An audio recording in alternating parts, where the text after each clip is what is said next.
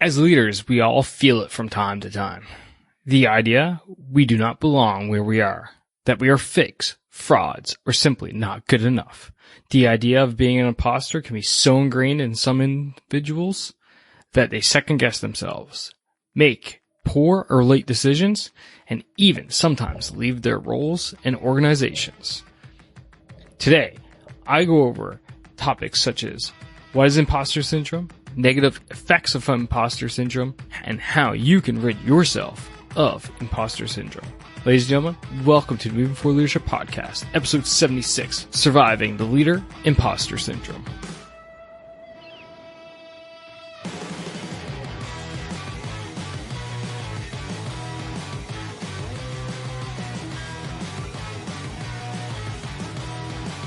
Welcome all to the Moving Forward Leadership Podcast.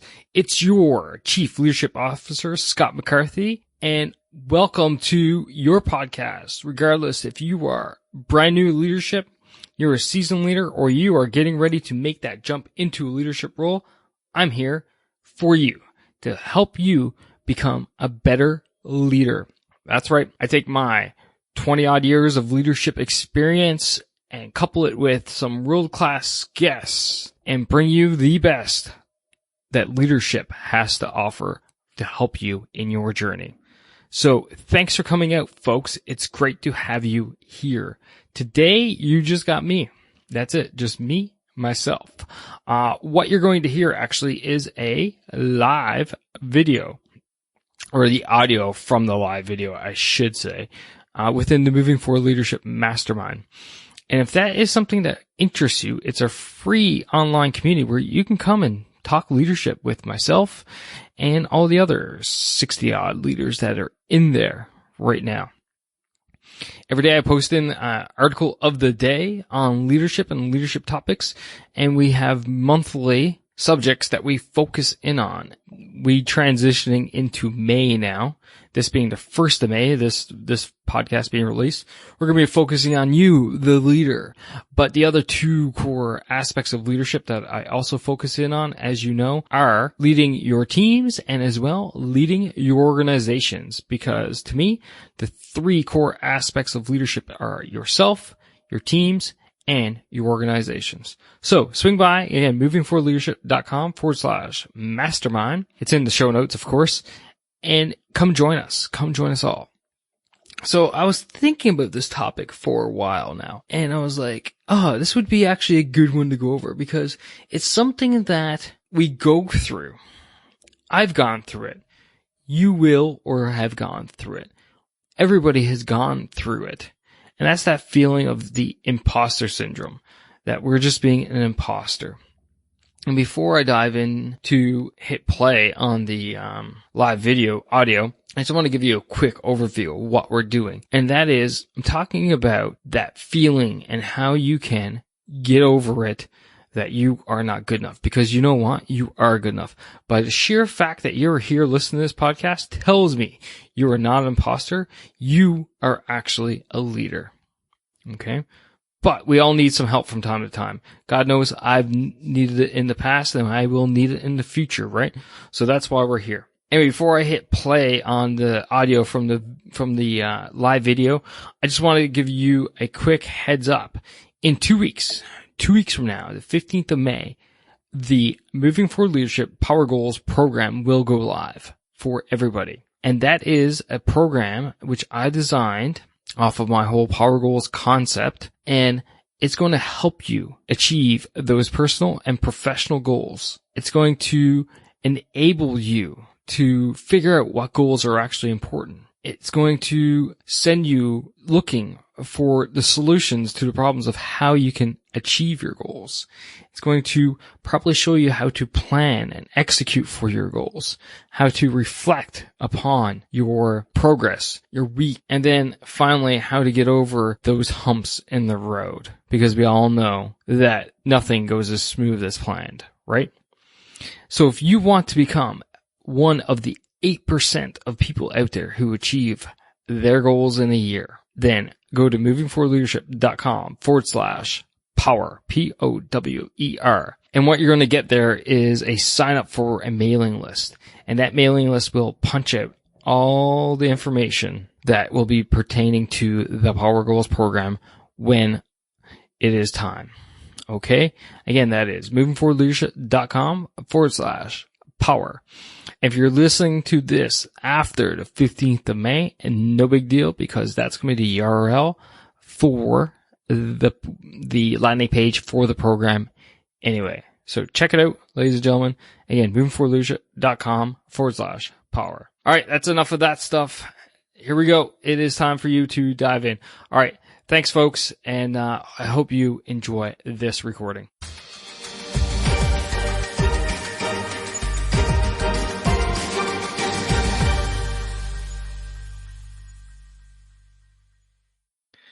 Everybody in the mastermind, welcome to the live recording for episode 76, Surviving the Leader Impostor Syndrome. So I threw up a post there, I believe yesterday, saying I was going to do this. And here I am. So if you're here, if you're watching this live, feel free to shoot me a thumbs up whenever you get here. And there's a poll there in this post. So feel free to check that out. All it says is, have you ever believed that you felt like a leader imposter? Yes, no, not sure. Anyway, so the topics we're going to be diving into today, again, that is the what it is, the negative effects of imposter syndrome, and how, most importantly, how you can rid yourself of the imposter syndrome if you are feeling it or if you have it, okay? So let's dive in. What is the imposter syndrome? And essentially, it's exactly what it says it is. It's when you believe you're impersonating someone who truly is a leader, that you are not really worthy of being in that role. Because from time to time, right, we can just get placed in leadership roles. We don't necessarily always go after them, but sometimes it just happens that we end up in a leadership role. And then you can easily go, well, who am I to be in charge of this group of people? Who am I to be the leader of this organization? Who am I to be the leader of this team? And once you start asking yourself those questions, once those things start coming out, guess what? You're starting to go down that road of the imposter syndrome. And you know what? You don't deserve to be down that road. Okay? You don't need it. So what is the imposter syndrome? Again, it's that feeling that you have of not belonging where you actually are. But again, this is in a leadership context, right? So obviously there's going to be some negative effects to imposter syndrome. And again, before I start diving into it, for those that are watching, if you got any questions about anything, feel free to shoot them as a comment here or in the chat, whatever. Anyway, so let's talk about some negative effects of imposter syndrome, because it's obviously not a good thing, right? And the biggest one that pops out in my mind right away is you start second guessing yourself. Because if you don't believe in yourself, then you're not going to necessarily believe in your decisions or your actions that you're taking. And when you start not believing in your decisions and the actions you're taking, you're second guessing yourself.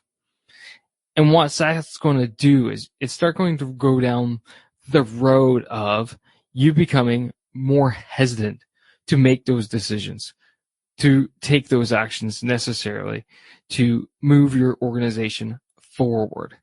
And that's nothing good, right? Because guess what? You're there as a leader when your primary functions is to make decisions. That's what we do all day long. Remember my podcast episode about decision fatigue?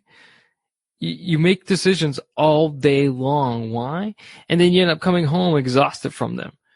But if you have imposter syndrome, you're going to slow that down. So you're not going to get decision fatigue. But what you're going to do is you're going to start grinding your organization to a halt, because you're going to be second guessing yourself. You're going to make a decision, and then you're going to be like, was that the right one? And then down the line, you're going to start changing them. And once you realize, oh, my initial decision was the right one, I changed it, and you start realizing you're making those mistakes, and you start hesitating after that. And then once you start hesitating, it takes longer. That decision process takes longer, which isn't a good thing into this day and age. Now, don't get me wrong. I am absolutely 100% for taking your time when you have the time to make a decision, to analyze it properly, to get all the facts, understand the factors, etc., etc. But when you don't have the time, and Chris Williams in here would say, from an agile perspective, just make the decision, move forward, adjust on the fly as needed. And I definitely enjoy that mindset as well. But once you start hesitating, once you start realizing you made some decisions, you start hesitating, you take longer to make those decisions, the follow-on effect, the final negative effect of that imposter syndrome is you start losing control of your team. Because you start losing your credibility as a leader. Why? Because you second guess yourself, you make the right decision, you turn around and change it for the wrong one, you hesitate after the fact because of those reasons, right? And then as your team sees this, you start losing more and more credibility to them. And then you start losing control. Because when someone believes that a leader doesn't have control of their team, someone else will step up and take their place. There is always a leader within any organization, any level of an organization, whether that person is appointed or that person just assumes the role. So if you're not actually in the role, if you're not performing the duties of that role, then what's going to happen is someone else is going to step up and take over for you, ultimately becoming the final negative impact of you losing control of your team, potentially even losing your job or your position, whatever it is. All right, so just to wrap those up, again, it's second guessing, hesitation, and losing control of your team when you have that feeling of the imposter syndrome as a leader. Sorry, I just need to adjust my chair because this thing's dying. There we go. All right. And a quick drink too. So you guys being live, you get to see how things actually roll when I record my own episodes myself. I edit all this stuff out, which I will likely do with the podcast version as well, such as fixing my chair and grabbing a drink of water because my throat does get dry talking so much. Anyway, so let's go into the real thing, the real goods of the episode, shall we? And that is, how do you rid yourself of the imposter syndrome? Because we all get it. You will get it. I've had it. You'll likely get it again. It's just something natural. Us as human beings, for some reason, we often think that we have it too good. It's something that, it's kind of along the lines they say, being human is suffering, right? So when we get these roles, we get these positions, often people will think it's too good to be true, that they don't deserve to be there.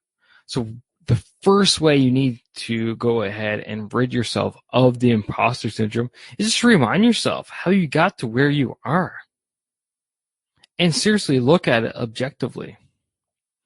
There is no doubt in my mind that all you leaders out there got there because of hard work.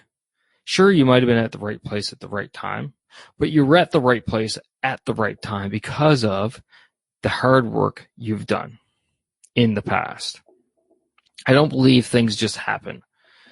Things happen because of the actions and decisions you made in the past, right? There's no such thing as a fluke or luck in my mind, in my world.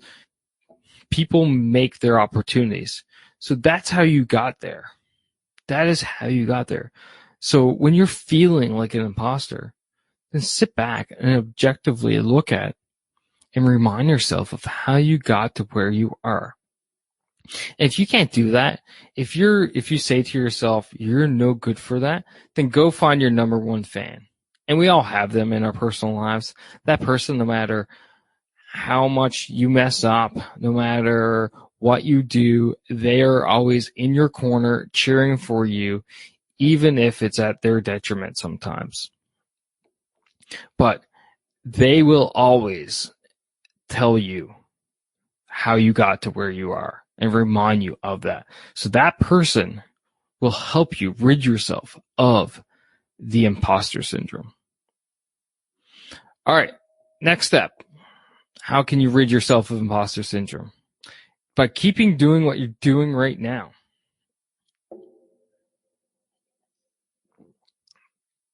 And that is continuously improving yourself. And this podcast is definitely a form of that. Continuous improvement, right? The reason why continuous improvement, or I like to use Kaizen as a Japanese term. Anyway, the continuous improvement helps to rid yourself of the imposter syndrome, because as you improve, you will believe that you belong where you are, because you're working towards what you perceive is the requirement of being where you already are. Okay, so let me say that again, because it may be a bit complicated. You perceive that you don't belong where you are. So if you continuously improve yourself, you will eventually get to that point. The reality is, you're actually improving yourself to get to the next leadership journey, the next leadership role. But hey, it's all good. If you're trying to justify it to yourself of you being where you are by continuously improving yourself, there's nothing wrong with that. So what are some ways that you can go about continuously improving yourself? Like I said, this podcast. Number one, going out and reading. Last month, I read 3 books. 3 books. My goal for this year was to read a book a month. I'm going to absolutely destroy that. But it's a form of continuous improvement for myself, right? I'm continuously improving myself through reading, through doing this podcast, doing the research for it, to talking to the guests. It helps me rid myself of imposter syndrome. When I'm out and about and people want to talk leadership to me, guess what? I can talk on the subject for days, right?